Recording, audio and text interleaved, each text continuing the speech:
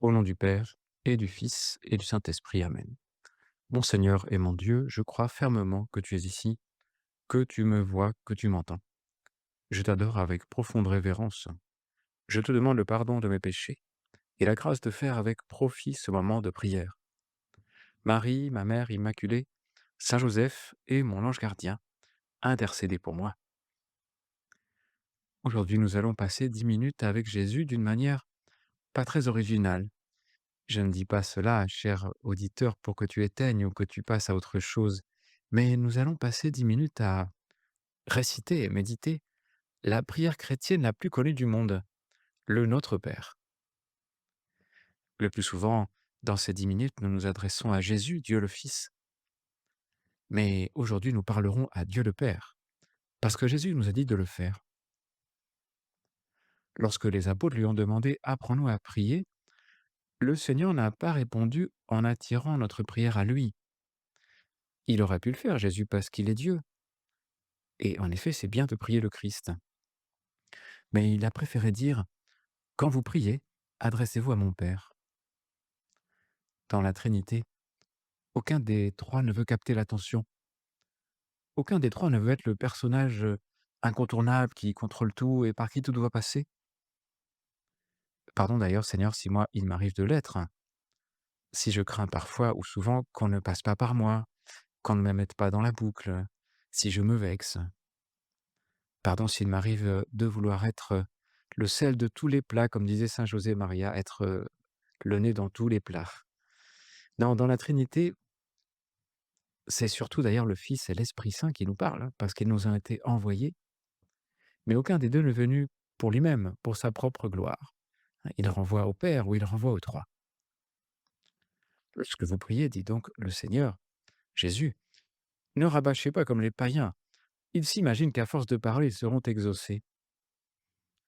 Les Juifs avaient un réel mépris pour les païens.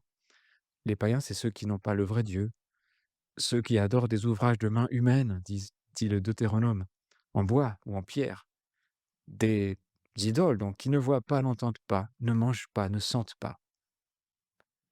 Et les païens en faisaient le plus possible pour attirer l'attention et la faveur des dieux. On le voit dans le duel qui oppose le prophète Élie aux 450 prophètes de Baal. On l'a rencontré récemment dans les lectures. Des prophètes qui invoquèrent le nom de Baal depuis le matin jusqu'au milieu du jour en disant: «Ô Baal, réponds-nous, réponds-nous». C'est vraiment du rabâchage, hein.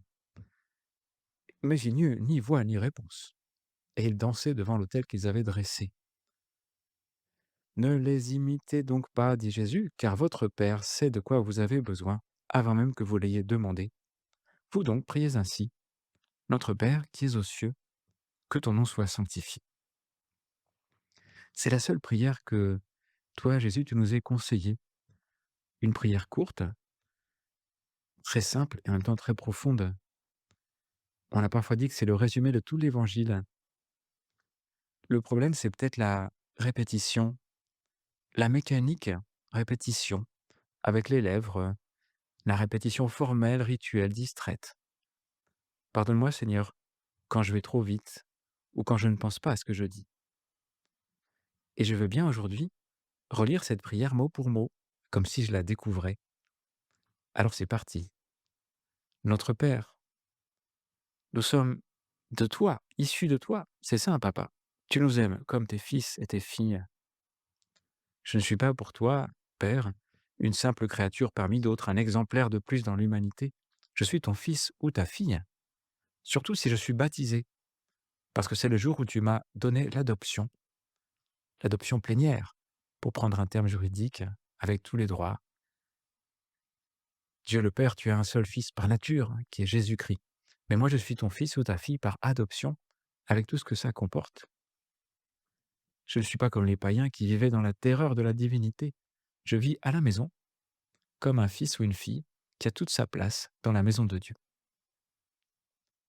Tu es notre Père à tous, de toi nous ne recevons aucun mal. De toi nous ne recevons que du bien. Notre Père qui es aux cieux, ah bien sûr, Père, tu ne résides pas dans la partie du ciel qui se trouve au-dessus de moi. Tu n'es pas ailleurs, mais tu es au-delà de ce que je vois. Tu es tu es pur esprit, comme disaient les vieux catéchismes. Tu n'es pas soumis à l'espace ni au temps, et tu résides aussi dans cette partie de moi que j'ignore parfois, mais qui est éternelle, c'est-à-dire mon âme. Notre Père qui est aux cieux se plaît aussi à demeurer en moi, aussi incroyable que ça puisse paraître. Les cieux, ça pourrait être aussi mon âme, et ça me révèle ma grandeur et ma responsabilité. Je veux être une belle demeure, je veux être un véritable temple pour toi, Seigneur. Que ton nom soit sanctifié. Je n'ai le pouvoir de sanctifier rien du tout, quoi que ce soit. Mais c'est pas moi qui cause donc la sainteté de ton nom. Mais, je demande que ton nom soit traité comme saint, respecté comme saint. Que ton nom soit honoré sur terre et au ciel, comme il est au ciel. Que tout être vivant tombe à genoux devant toi, Dieu. Nous connaissons ton nom, Seigneur, et nous voulons le respecter, qu'il soit respecté par pas de jurons, pas d'écart, pas non plus de désinvolture envers toi. Je t'ai peut-être, ô mon Père, traité avec un peu trop d'aisance parfois, ou même de négligence. Que ton règne vienne. Je demande le retour de Jésus à la fin des temps, mais aussi le règne de Dieu aujourd'hui, c'est maintenant, c'est commencé. Que le royaume de l'Évangile vienne, qui n'est pas un royaume de tyrans, mais un royaume de liberté. D'ailleurs, le royaume, c'est le Christ lui-même. Que tu sois présent, Seigneur, dans ma vie et la vie des hommes. Que ta volonté soit faite sur la terre comme au ciel. Je le dis peut-être en tremblant, parce qu'au fond, je suis très attaché à ma propre volonté. Et peut-être que je sais me débrouiller pour que les choses ou les personnes se plient à mes envies. Suffit de se plaindre ou de mettre un peu de pression, de manipulation, et je fais ce que je veux finalement. Alors au contraire, Seigneur, que ta volonté soit faite, la tienne. Et souvent d'ailleurs, il n'y aura pas trop de contradiction entre la mienne et la tienne, Seigneur. Et d'ailleurs, ce que j'aimerais, c'est que ma volonté soit la même que la tienne. Et c'est comme ça que je serai vraiment heureux, avec toute confiance, en sachant que tu ne prends pas plaisir, Seigneur, à me contrarier, mais tu m'élèves et tu m'aimes. Donne-nous aujourd'hui notre pain de ce jour.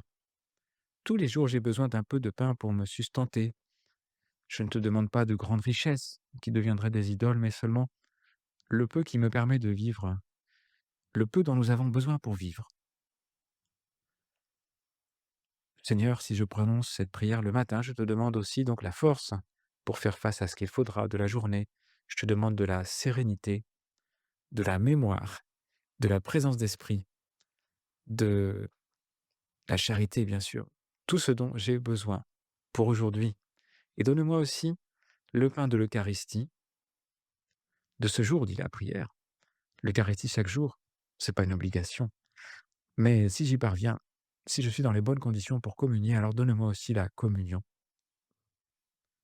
Pardonne-nous nos offenses, comme nous pardonnons aussi à ceux qui nous ont offensés.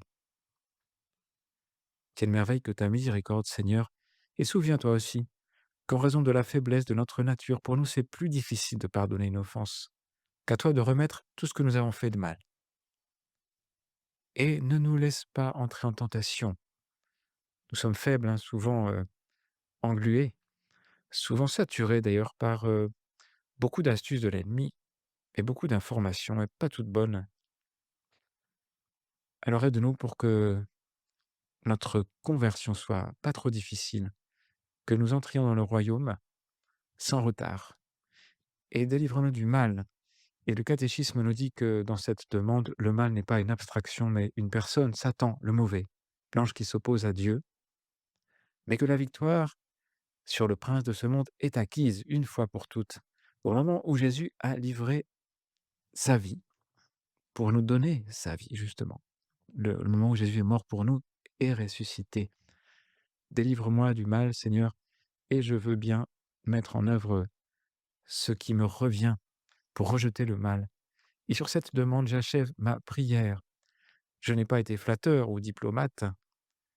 L'unique éloge que j'ai prononcé, Seigneur, c'est le nom de Père. Ah, c'est une louange qui témoigne beaucoup d'amour. Je n'ai pas été orgueilleux. Je me suis pas non plus abaissé, je suis resté ce que je suis, un fils ou une fille. Amen. Que cela soit ainsi et que je sois, Seigneur, apaisé et sûr de moi pour commencer ou pour continuer une bonne journée. Je te remercie, mon Dieu, des bonnes résolutions, des actes d'amour et des inspirations que tu m'as communiquées dans cette méditation. Je te demande de m'aider à les mettre en pratique. Marie, Joseph et mon ange gardien, intercédez pour moi.